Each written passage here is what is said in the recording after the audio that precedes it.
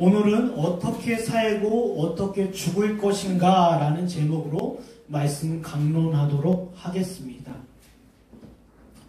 주님께서 보여주신 모범은 죽은 지 3일 만에 죽은 자 가운데서 부활하신 사건입니다.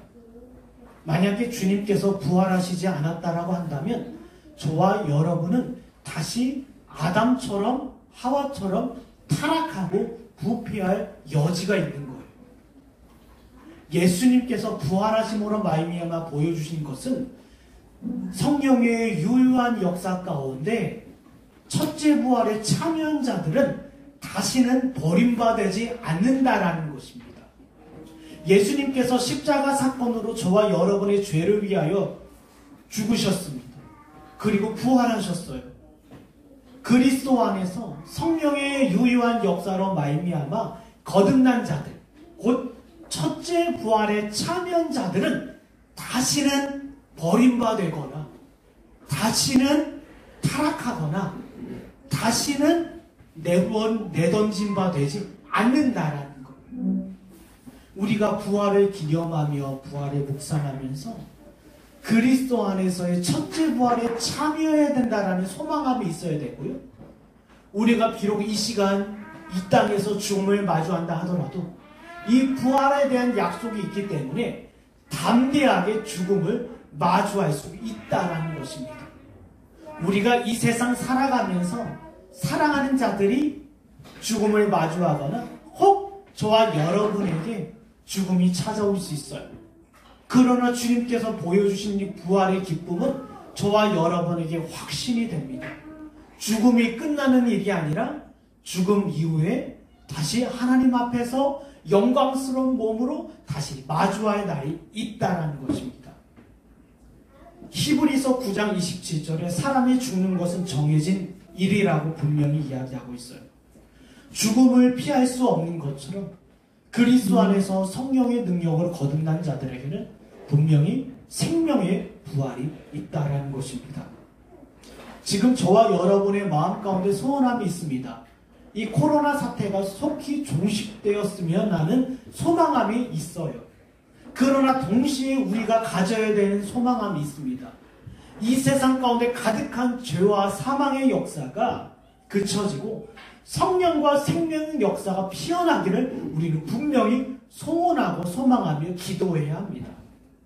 우리가 이 땅에 살면서 죽음을 마주할 수 있어요. 그러나 이 세상은 여전히 죄와 사망의 권세는 영원합니다. 우리는 죽더라도 이 땅에는 사망과 죄의 역사는 남아있다라는 거예요. 그렇다면 저와 여러분의 소망이 무엇이어야 되겠습니까? 하나님, 이 땅 가운데 죄와 사망의 역사가 종식되기를 원합니다. 그 종식은 무엇이에요? 곧 그리스도께서의 오심입니다. 그리스도께서 오심으로 말미암아 온전한 부활 가운데 우리가 영광스러운 몸으로 하나님의 나라에 들어가게 되는 것이고요. 그리고 예수님의 부활하심으로 말미암아 이 세상 가운데 가득한 죄와 사망의 권세는 종식되게 됩니다. 그래서 주님께서요 분명히 두 가지를 이야기하셔요. 부활을 묵상하는 자들은 죽음에 대해서 묵상해야 되고요. 죽음을 묵상하는 자들은 반드시 부활을 묵상해야 돼요. 예수님께서 십자가 없이 부활하신 것 아닙니다. 네, 십자가 죽음을 통하여 저와 여러분에게 부활을 말씀하셨어요. 마찬가지입니다. 저와 여러분이 죽음을 통해서 부활을 우리가 경험할 수 있고 부활을 누릴 수 있다는 것입니다. 그렇다면 우리가 오늘 본문을 통해서 그렇다면 우리는 이 세상 가운데 죽음을 마주하며 부활을 기대하며 어떻게 살 것이고 그리고 우리가 죽음의 현장 가운데서 죽음이 도둑같이 찾아왔을 때 우리는 어떤 죽음을 마주해야 될지 우리 본문을 통해서 한번 생각해 보도록 하겠습니다. 본문 27절에서 33절까지 말씀인데요.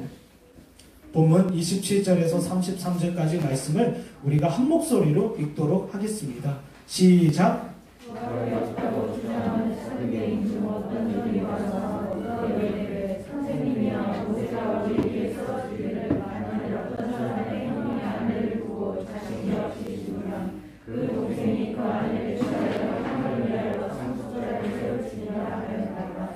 그런데 7형제가 있었는데 마지가 아내를 취하였다가 자식이 없이 죽고 그 둘째와 셋째가 그를 취하고 일곱이 다 그와 같이 자식이 없이 죽고 그 외에 여자도 죽었나이다.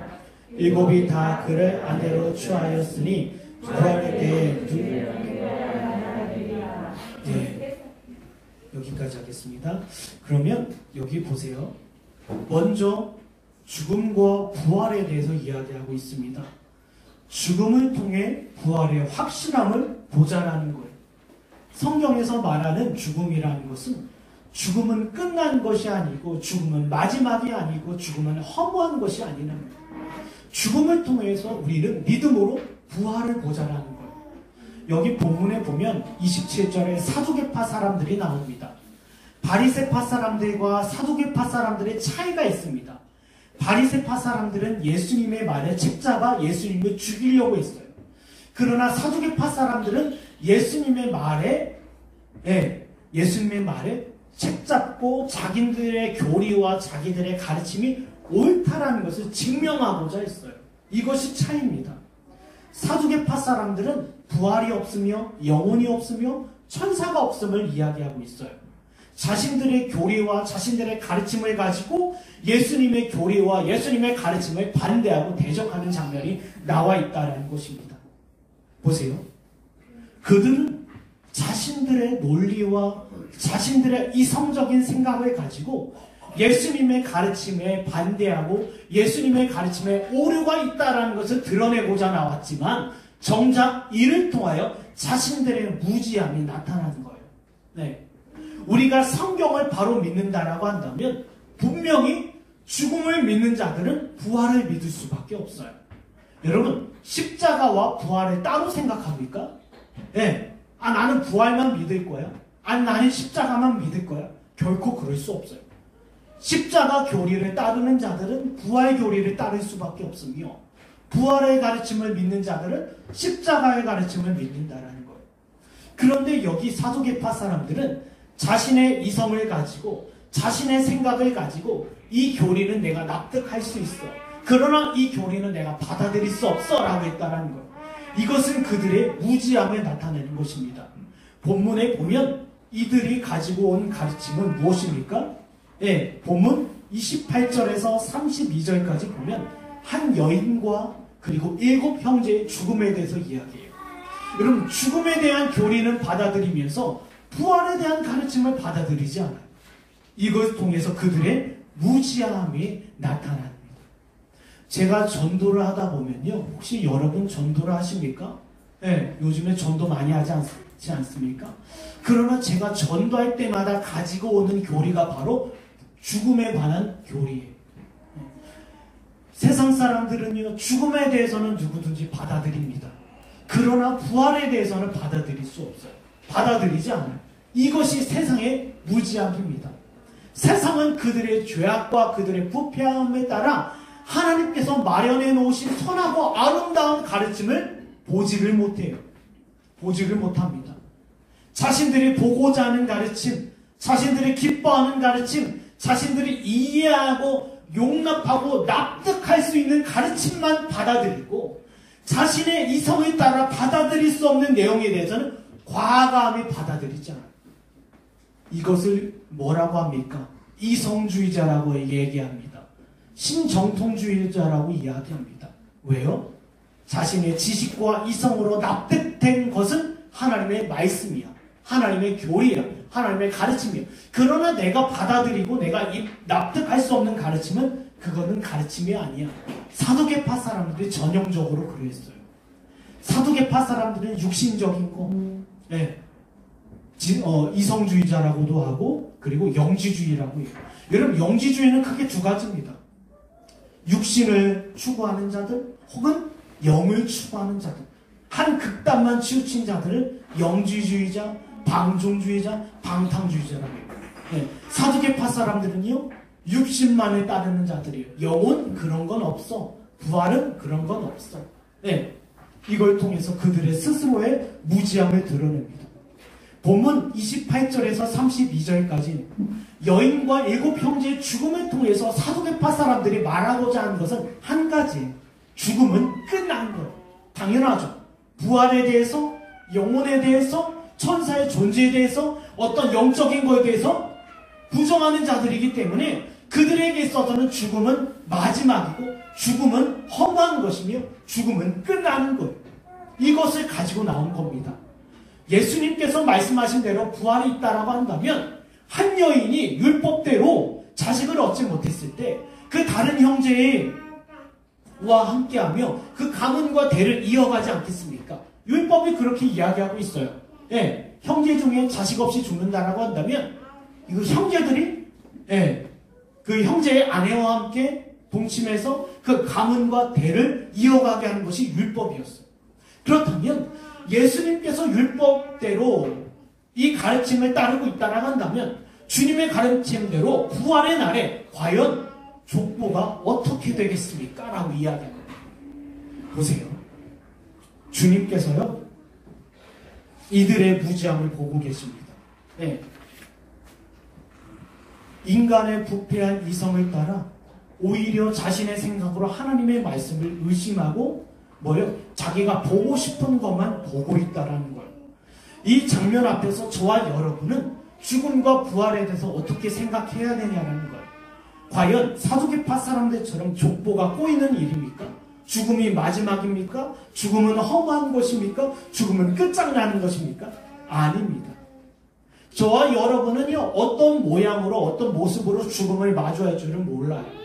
어떤 사람은 사고로, 질병으로, 아니면 자연적인 죽음을 마주할지, 그거는 모르는 일입니다. 욥기 14장 5절에 보면, 그의 날을 정하셨고, 그의 달수도 죽기 있으므로, 그의 규례를 정하여 넘어가지 못하게 하였사온즉 이라고 되었어요. 주님께서 죽음에 대해서 정하셨다는 것입니다. 어떤 사람은 자연적으로, 어떤 사람은 사고로, 어떤 사람은 질병으로 모르는 일이에요. 그러나 공통점은 한 가지가 있습니다. 동일한 부활로 주님의 영광 가운데 참여하게 될 거라는 거예요. 죽음의 방식과 죽음의 시점은 모르는 일입니다. 누구에게 속한 일이에요? 하나님의 주권 가운데 속한 일이에요. 네. 사람이 살고 죽는 것은 누구의 손에 있다? 하나님의 손에 있습니다. 그러나 우리가 분명히 주목하고 알 수 있는 것은 우리는 영광스러운 그날에 동일한 부활로 참여하게 될 거라는 것, 이 확신은 분명합니다. 그러니 주님께서 주시는 교훈은 무엇입니까? 죽음이 확실한 것처럼 부활 또한 확실하다. 그러니 죽음 앞에서 두려워하며 염려하며 떨지 말라라는 거예요. 제가 이 말씀을 준비하면서 몇 편의 다큐를 보았습니다. 짧은 다큐예요. 사랑하는 아내를 떠나보내는 남편의 심정을 담은 다큐가 있었어요. 그리고 사랑하는 부모님을 떠나보내는 다큐를 또 한 편 보았습니다. 그리고 또 하나의 다큐는 사랑하는 자녀를 먼저 떠나보내는 그 부모의 심정을 조명한 다큐, 이 세 편을 제가 보았어요. 이 세 편의 공통점은 무엇입니까? 슬픔이에요. 사랑하는 자가 죽음을 마주했을 때 그 슬픔은 이루 말할 수가 없어요. 그 다큐에서 보면 스트레스 지수가 있습니다. 자녀의 죽음, 부모의 죽음, 그러나 그 스트레스 지수가 가장 높았을 때의 죽음은 배우자의 죽음이었어요. 이와 같은 죽음을 통해서 사람들에게 두려움과 공포와 떨림을 줍니다. 그러나 사랑하는 여러분, 성경은 이야기합니다. 죽음은 무의미한 것이 아니고 슬픈 것만 아니고 절망적인 것만 아니고 분명히 이 죽음을 통해서 우리는 부활을 약속받을 수 있고 상속받을 수 있다는 것입니다. 이것을 우리가 바라보자 이거예요. 사두개파 사람들은 자신의 이성과 자신의 논리와 자신의 교훈을 가지고 부활에 대해서 부정하고 부활에 대해서 의심하였지만 믿음 안에 있는 하나님의 성도들은 이 죽음 앞에서 허무함을 보는 것이 아니라 믿는 자들에게 주시는 그 약속을 믿음으로 바라보는 거예요. 히브리서 11장에 보면 믿음의 선배들이 나옵니다. 때로는 자신의 생명을 내어주기도 했고요. 때로는 자신의 자식을 아브람처럼 드릴 수도 있었어요. 그러나 그들이 바라보는 건 무엇입니까? 부활이었다는 거. 한번 볼까요? 우리 히브리서 11장.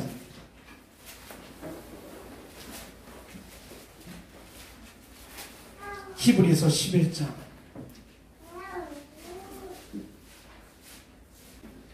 여기 보면 수많은 믿음의 선배들이 나오는데 11장 1절을 보면 히브리서 11장 1절입니다. 믿음은 바라는 것들의 실상이요 보이지 않는 것들의 증거니라고 되어 있어요.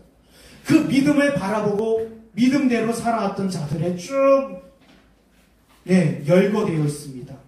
열거되어 있는데 17절을 보면 아브라함은 시험을 받을 때에 믿음으로 이삭을 드렸으니 그는 약속들을 받은 자로되 그 외아들을 드렸느니라 라고 되어 있어요. 무슨 약속입니까?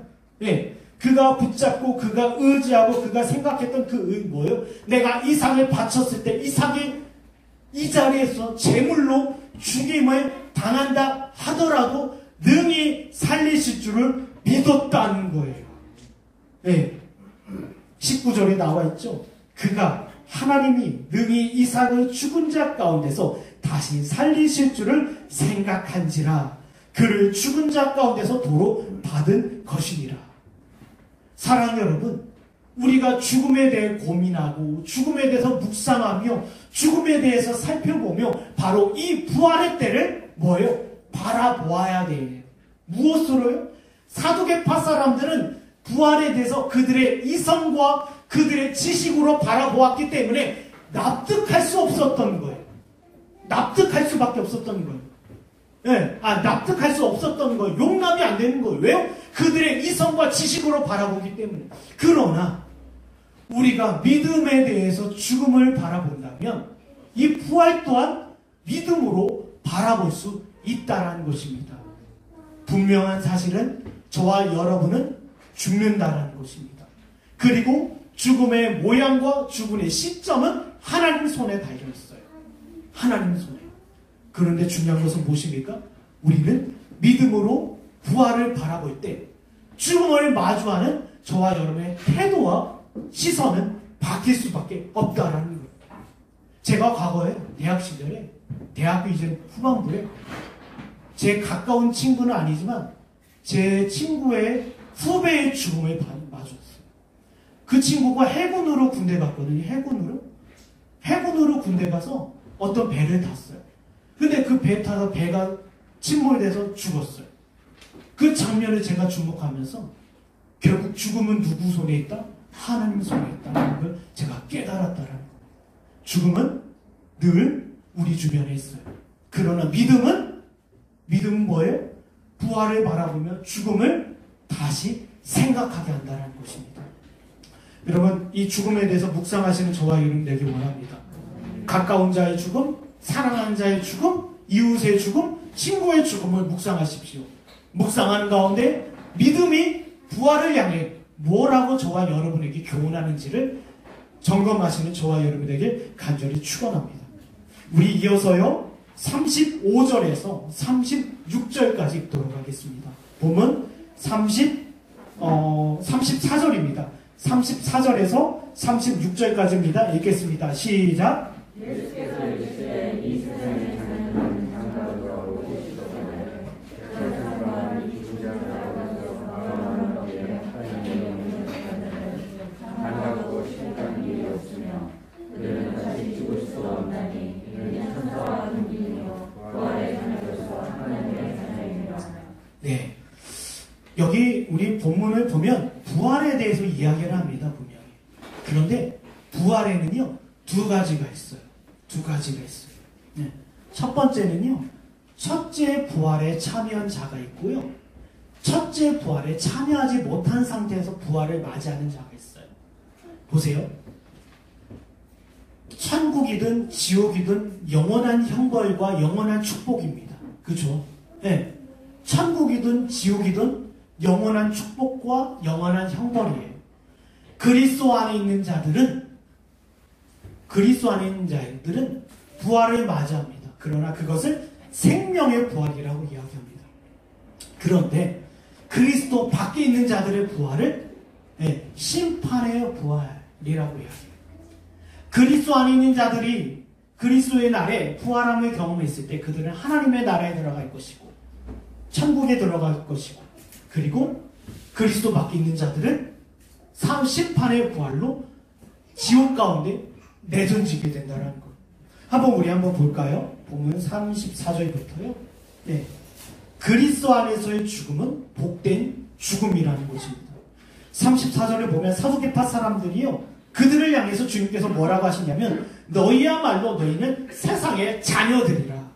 34절에 예수께서 이르시되 이 세상의 자녀들은 장가가고 시집을 가되라고 되어 있어요. 사두개파 사람들이 생각하는 것은요, 시집가고 장가가고 먹고 마시는 일이었어요. 제가 앞서 말씀드렸죠. 그들의 시선에서는 죽음은 허무한 것이고 죽음은 마지막이며 죽음은 끝나는 일이에요. 그렇기 때문에 그들은 이 땅에서 살아갈 때 어떻게 해요? 충성을 다하죠. 먹고 마시는 일, 시집가고 장가가는 일에만 몰두하고 자기 모든 열심과 마음을 쏟아부어요. 이게 사두개파 사람들, 영지주의자들, 방종주의자들, 쾌락주의자들의 특징이에요. 야, 부활 없어. 영혼 같은 건 없어. 천국과 지옥 같은 건 없어. 오직 이 땅의 일이 중요한 거야. 이런 자들이 있습니다. 우리가 천력정을 보면 초반에 크리스천에 따라오는 자들이 있어요. 따라오는 사람이 있어요. 변덕쟁이입니다. 변덕쟁이가 바로 이와 같은 자예요. 변덕쟁이가 바라보는 하나님의 나라는 먹고 마시고 시집가고 장가가는 일이었어요. 그렇기 때문에 여기 사두개파 사람들은요, 주님께서 말씀하신 부활은 뭐예요? 먹고 마시고 시집가고 장가가는 일로 여깁니다. 그래서 주님께서 말씀하셔요. 야, 너희들은 세상의 자녀들이다 라고 얘기하십니다. 만약에 부활했을 때 우리가 먹고 마시는 일이 있다라고 한다면 그것이 세상과 다를 바가 어디 있겠냐는.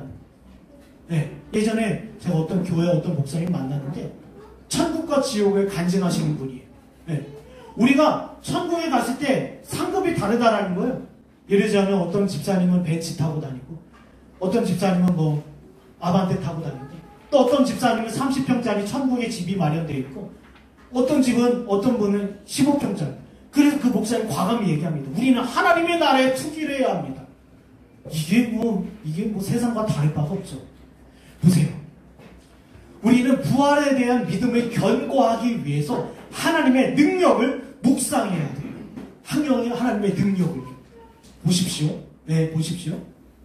하나님의 능력이라 하면 우리가 한번 고린도전서를 한번 보겠습니다. 고린도전서, 오늘 좀 말씀을 찾아보는데 고린도전서 1장입니다. 1장이요. 1장 18절입니다. 고린도전서 1장 18절. 십자가의 도가 멸망하는 자들에게는 미련한 것이요 구원을 받은 우리에게는 하나님의 능력이라. 저와 여러분이 그리스도 안에 있어서 하나님의 부활, 생명의 부활에 참여하게 되는 것은 우리에게 속한 것이 아니라 하나님의 능력이라는 거예요. 우리 다음 한번 볼까요? 고린도전서 2장 4절입니다. 내 말과 내 전도함이 설득력 있는 지혜의 말로 하지 아니하고 다만 성령의 나타나심과 능력으로 하여 5절에 너희 믿음이 사람의 지혜에 있지 아니하고 다만 하나님의 능력에 있게 하려 하였노라. 저와 여러분이 그리스도 안에 있어서요, 그리스도 안에 있어서 생명의 부활에 참여하게 되는 것이 우리의 이성과 우리의 지식과 사람의 말과 설득이 아니라는 거예요. 아니라는 겁니다. 뭐예요? 하나님의 능력이라는 거예요. 저와 여러분이 그리스도 안에 있어서 생명의 부활에 참여하게 되는 것, 부활을 묵상할 때마다 나의 능력과 나의 지식과 나의 체험과 나의 경험을 의지하는 것이 아니라 우리가 부활에 대한 믿음을 견고하게 하기 위해서는 하나님의 능력을 묵상하라는 거예요. 내가 어떻게 그리스도 안에 있었지? 내가 어떻게 구원받았지? 여러분, 지난 수요일의 말씀처럼 대적마귀는 여러분 곁에 서서 여러분을 향하여 참소합니다. 네가 과거에 어떤 삶을 살았는 줄 알아? 네가 그러고도 그리스도인이야? 네가 이러고도 믿는 자야? 라고 계속 마귀는 참소를 해요. 마귀가 참소할 때마다 여러분의 마음에 심겨진 은혜의 기둥이 흔들리지 않습니까? 은혜의 기둥이 흔들리지 않습니까? 그때 저와 여러분이 해야 되는 것은 하나님의 능력을 묵상하라는 거예요. 내가 어떻게 구원함을 받았는지, 내가 어떻게 그리스도 안에서 생명의 부활로 참여하게 되었는지를 묵상하라는 거예요. 묵상을 하는 겁니다. 보십시오. 여기 사두개파 사람들이 자랑하는 것처럼 이야기하는 것처럼 결혼은요, 하나님께서 결혼을 주신 목적이 있습니다. 여러 가지 이유가 있겠지만 오늘 본문에 빗대서는요, 우리가 결혼하는 이유는요, 생육하고 번성하는 거예요. 뭐 다른 언약적 관점도 있고 하나님의 모형일 수도 있고 교회의 원형일 수도 있어요. 그러나 오늘 본문에 살펴봤을 때는 결혼의 목적은 뭐예요? 생육하고 번성이에요. 죽음의 자리를 채우는 겁니다. 어떤 사람이 죽잖아요. 우리가 통계청에 보면 출산율이 있고 그리고 사망자의 수치가 나와 있지 않습니까? 결혼은요, 혼인은요, 죽음의 자리를 채우는 거예요. 그런데 하나님의 나라에서는요, 죽음이 있을까요, 없을까요? 없어요. 죽음이 없기 때문에 결혼이 있을 이유가 없다는 것입니다. 사랑하는 여러분, 부활의 때는요, 다시 말씀드리자면 부활의 때는 다시 타락하거나 다시 죄를 범하거나 질병에 들거나 없어지거나 그런 일이 없다라는 거예요. 네, 없다라는 거예요. 근데 사도계파 사람들은 천국에서도 부활의 때에도 죽음이 있지 않습니까? 생육하고 번성하는 일, 먹고 마시는 일이 있지 않습니까? 라고 물어보는 거예요. 그러나 그들은 하나님의 능력에 대해 무지한 자들이라는 것입니다. 저와 여러분이 어떻게 구원함을 받고 건짐을 받고 그리스도 안에서의 죽음을 기다리고 참여하게 되었는지에 대해서 무지한 자들이에요. 본문 36절에 보면 그리스도 안에 있어서 생명의 부활에 참여하게 된 자들의 특징에 대해서 이야기합니다. 36절을 보면요, 저와 여러분이 어떠하다 합니까? 천사와 동등이요 부활의 자녀라고 이야기해요. 곧 하나님의 자녀죠.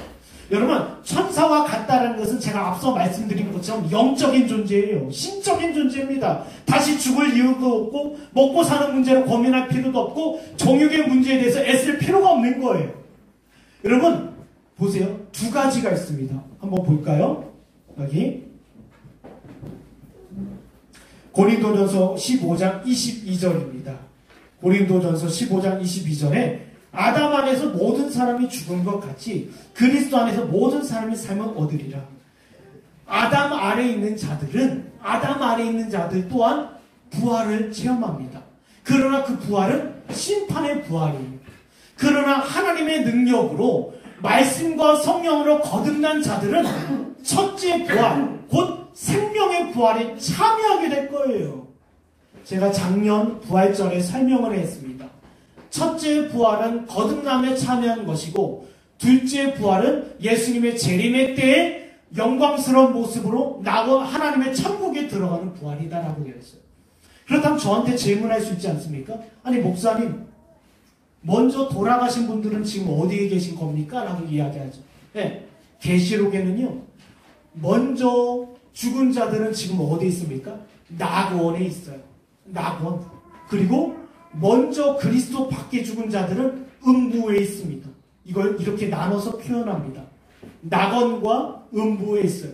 그러나 예수님께서 심판주로 재림하시는 날, 그날이야말로 부활이 뭐요? 이 땅 가운데 나타나는 날인데 믿음의 선배들은 허다한 증인들로 구름 타고 마주할 것이고 저와 여러분은 뭐예요? 이 육신의 몸을 입고 하나님을 영광스러운 그 부활잔치에 참여하게 될 거예요. 그렇다면 또 질문이 있습니다. 아니 먼저 앞서간 자들의 육신은 어떠합니까? 썩어져 버리지 않았습니까? 화장한 자들이 있지 않습니까? 수복장한 자들이 있습니까? 부활의 날에 지금 주님께서 오신다라고 한다면 그리스도 안에 있는 자들에게는 이 모습 이대로 그 영광스러운 부활잔치에 참여하게 될 것이고 앞서간 자들은 뭐예요? 그 영혼과 육신이 하나 되어 하나님의 영광 부활잔치에 참여하게 될 거예요. 이 내용은 잠시 후에 다시 살펴보겠습니다. 네, 그러면 그 부활의 날에 우리가 들어가게 하는 나라, 들어가는 그 나라를 천국이라고 하고요. 그리스도 밖에 있어서 음부 가운데 떨어질 자들, 음부 가운데 있는 자들은 어디에? 그것을 지옥이라고 합니다. 근데 우리는 보통 알기 쉽게 그냥 천국, 지옥이라고 이야기하지 않습니까? 중요한 것은요, 여기서 교훈하는 것은 중요한 것은 한 가지입니다. 35절입니다. 본문 35절을 보면 이야기하는 것은 한 가지예요. 저 세상과 및 죽은 자 가운데서 부활함을 얻기에 합당히 여김을 받은 자들은 얘기하고 있어요. 여러분은 누구십니까?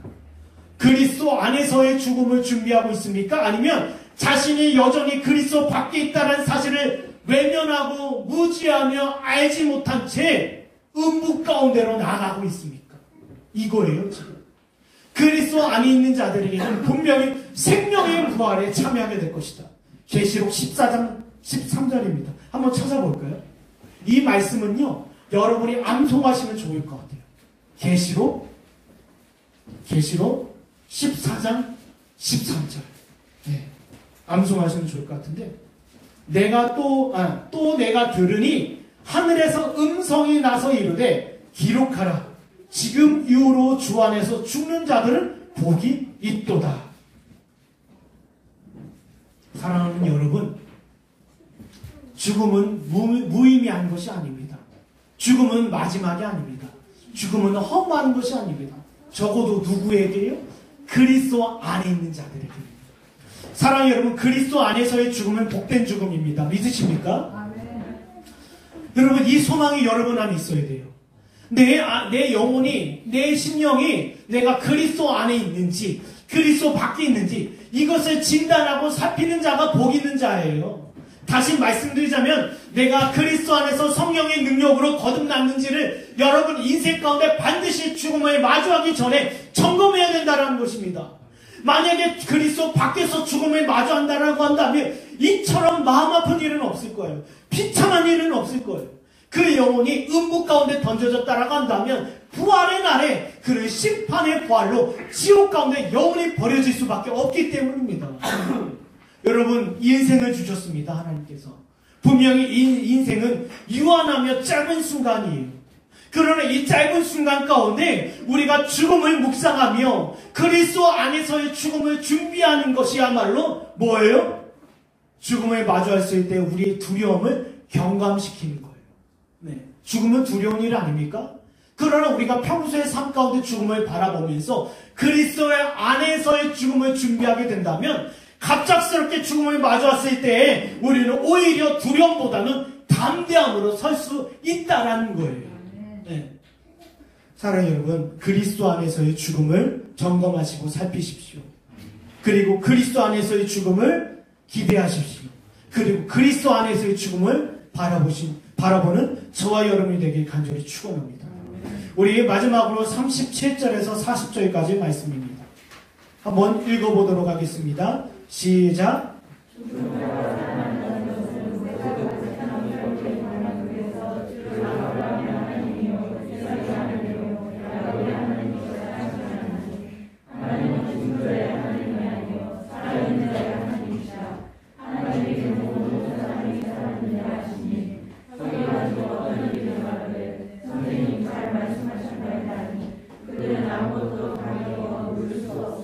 네, 우리가 첫 번째는 뭐라고 했죠? 죽음이 확실한 것은 부활의 확실함을 보여준다는 거예요. 네, 그것이 그리스도 안에서의 죽음이든 부활이든 그리스도 밖에서의 부활이든 죽음은 부활의 확실함을 보여주고, 그러니 믿는 자의 죽음은 뭐예요? 오히려 복되다라는 것입니다. 그리고 우리는 부활을 약속으로 바라볼 수 있다는 거예요. 그럼 마지막으로 보면요, 영혼은 불멸하며 육신과 함께 부활하게 될 거라는 거예요. 제가 앞서 설명드렸습니다. 이거에 대해서요. 여기 주님께서요 말씀하십니다. 예, 본문 37절을 보면 죽은 자가 다시 사는 일에 대해서 교훈하시면서 모세의 글을 가지고 와요. 모세가 하나님을 향하여 뭐라고 이야기하는지, 하나님을 향하여 뭐라고 이야기했습니까? 아브라함, 이삭, 야곱의 하나님이다라는 거예요. 이 뜻은 무슨 뜻이냐면요, 예, 보세요. 아브라함과 이삭과 야곱은 분명히 죽은 자입니다. 죽은 자예요. 그러나 그들은 누구와 함께 있습니까? 하나님과 함께 있다라는 거예요. 우리의 믿음의 선배들이 있습니다. 아브라함에서부터 시작해서 수많은 하나님의 증인들이 있어요. 그들이 비록 죽음을 맞이했습니다. 여러분, 죽음은 무엇입니까? 다른 것 아닙니다. 육신에서 영혼이 떠나는 것이 죽음이에요. 그들의 영혼은 떠나 하나님께 있고 그들의 육신은 땅에 묻혀 썩어져 없어져 버렸어요. 그런데 중요한 것이 있습니다. 그들의 영혼을 하나님께서 보존하고 계시다라는 거예요. 저와 여러분의 영혼, 그것이 불신자도 마찬가지입니다. 세상의 모든 자의 영혼은 하나님의 능력으로 보존되고 있어요. 그래서 영혼은 불멸합니다. 불멸합니다. 그리스도 안에서의 믿음의 선배들은 하나님의 능력으로 하나님과 함께 그 낙원에서 있으며 그리스도 밖에 있는 자들은 음부 가운데 그 영혼을 가진 채 있다라는 거예요. 여러분, 영혼이 불멸하다라는 것은요, 또 한 가지가 있습니다. 마음과 양심 가운데 있었던 모든 기억을 가지고 있다라는 거예요. 그것이 부자와 거지 나사로 이야기에 대해서 이야기하지 않습니까? 사람이 죽으면요, 모든 기억이 없어질 것 같아요. 어떤 드라마 같은 데 보면 사람이 죽었어요. 이 땅에서 이 일을 기억 못합니다. 그런 일은 불가능합니다. 왜요? 하나님께서요, 영혼을 보존하듯이 그 영혼이 마음과 양심 가운데 있었던 모든 기억과 모든 범죄함을 하나님께서 보존하게 하셨기 때문이에요. 네. 그래서 무엇입니까? 핑계댈 수 없어요. 핑계댈 수 없어요. 그러나 중요한 것이 있습니다. 여기 지금서 나오네요. 요한복음 5장 28절에서 29절입니다. 이를 놀랍게 여기지 말라. 무덤 속에 있는 자가 다 그의 음성을 들을 때가 오나니 선한 일을 행하는 자는 생명의 부활로 악한 일을 행하는 자는 심판의 부활로 나오리라. 성령의 유의한 역사로 말미암아 하나님의 능력 아래 있는 자들은 생명의 부활로, 하나님의 능력 밖에 있어 그리스도 밖에 있는 자들은 심판의 부활로 나오겠다라는 것. 여러분, 이 부활의 날까지 영혼이 보존되고요. 영혼이 보존되고 있고요. 주님께서 부활하신 날에 그 영혼과 육신이 하나 되어서 온전한 부활잔치에 참여하게 될 거라는 거예요. 이 내용이 담겨져 있습니다. 그리고 모세의 글을 보면 하나님께서요, 영혼뿐만 아니라 육신도 주관하고 계시다라는 거예요. 나는 아브람과 이삭과 야곱의 하나님입니다. 나는 이들의 영혼뿐만 아니라 이들의 육신 또한 주장하고 있다. 부활의 날에 이들의 영혼뿐만 아니라 육신 또한 영광스러운 몸으로 부활하게 하셨다. 이걸 언제 보여주셨어요? 주님께서 변화산에서 보여주셨어요. 변화산에서 예수님이 육신을 입은 상태에서 변화되지 않으십니까? 그리고 모세와 엘리야와 더불어 이야기하지 않습니까? 여기서 알 수 있는 교훈은 무엇입니까?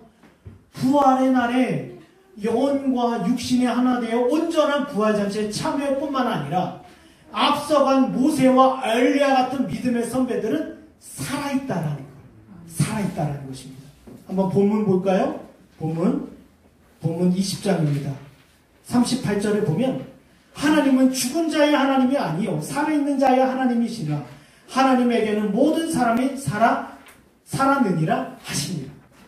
그리스도 안에서 죽음을 당한 자들은요, 그들의 육신이 썩어 없어졌더라도 그들은 그리스도 안에서 살아있다. 아브람, 이삭, 야곱, 모세, 엘리와 같은 믿음의 선배들은 살아있습니다. 여러분의 사랑하는 부모님이 먼저 소천하셨습니까? 그들은 죽은 자가 아니에요. 살아있는 자예요. 그리스도 안에서 부활의 날에 이르기까지 육신과 영혼이 하나 되어 영광스러운 천국잔치에 참여하기까지 준비하고 기다리고 있다는 거예요. 그들은 그 영광을 낙원에서 이미 맛보고 있습니다. 그렇기 때문에 어떠합니까? 계시록에 보면 그들의 주님을 향하여 탄원하는 거예요. 언제까지 우리가 기다려야 됩니까?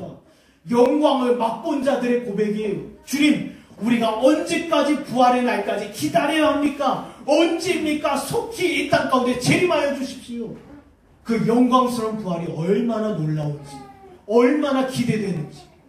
사랑하는 여러분, 부활의 날, 지금 당장 주님께서 재림하신다라고 한다면 우리가 에녹과 같이, 엘리야 같이 죽음을 맛보지는 않을 거예요. 이 몸 자체에 영혼과 육신이 함께 하나님의 천국잔치에 참여하게 될 거라는 것입니다. 사랑하는 여러분, 계시록 20장 6절에 나오는 것처럼 첫째 부활, 곧 그리스도 안에서 성령의 유의한 역사 가운데 있는 자들은 분명히 지금 당장 죽는다 하더라도 복 있는 자들이에요. 제가 과감히 이야기합니다. 그리스도 안에서 거듭난 자들의 죽음은 복된 죽음이고요, 소망 있는 죽음입니다. 그러나 그리스도 밖에 있는 것은 고통의 연속이라는 것입니다. 고통의 연속이라는 것. 사랑하는 여러분, 우리 말씀을 좀 정리해 보도록 하겠습니다. 부디 여러분에게 당부하기는 게으른 자가 되지 마십시오. 여러분의 시간, 여러분의 육신, 여러분의 은사에 대해서 방종하고 방탕하며 사두개파 사람들처럼 죽음은 끝이다라고 하며 부활에 대해서 무지한 자가 되지 마십시오. 여러분, 우리가 무익한 일을 위하여 천사들이 부러워하는 육신을 주신 것이 아닙니다. 네, 무익한 일을 위하여 주님께서 육신을 주신 것은 아닙니다. 그리고 다른 피조물에게 없는 영혼을 주신 것은 아니에요. 무익한 일을 위해서. 하나님께서 저와 여러분에게 육신과 영혼을 주신 것은요, 방종하지 말고 게으르지 말며 주님의 약속의 날까지 바라보며 인내하며 믿음으로 바라보라는 것입니다. 여러분, 부활절입니다. 이 부활에 대해서 우리가 바라보며 어떤 믿음이 우리 안에 있는지를 살펴보았으면 좋겠습니다. 혹시 게으르며 방종하며 사두개파 사람들처럼 육신을 힘입어 이 땅에서 먹고 사는 일에 대해서, 시집가고 장가가는 일에 대해서 목말라 있다라고 한다면 여러분 스스로를 점검하십시오. 그런 자들은 그리스도 안에 있는 자들이 아닙니다. 그리스도 안에 있는 자들은 지금 현재 마주하는 고난을 바라보며 이 시대를 바라보며 우리는 부활의 날을 분명히 소원하고 바라보는 거예요. 죽음이 여러분을 향해서 뭐라고 이야기합니까? 죽음이 믿음과 함께 부활을 향하여 소망하라고 이야기하지 않습니까? 사랑하는 여러분, 당부하기는 우리가 부활의 날을 믿음으로 바라보며 소원했으면 좋겠습니다. 비록 이 세상 가운데 죽음과 죄와 사망의 그림자가 가득하지만 부활의 때에 이 모든 것이 씻겨지며 오직 영광과 찬송과 생명이 가득하게 될 것입니다. 그날을 소원하며 죽음을 바라보며 그리고 그 때를 기대하는 저와 여러분 되길 간절히 축원합니다.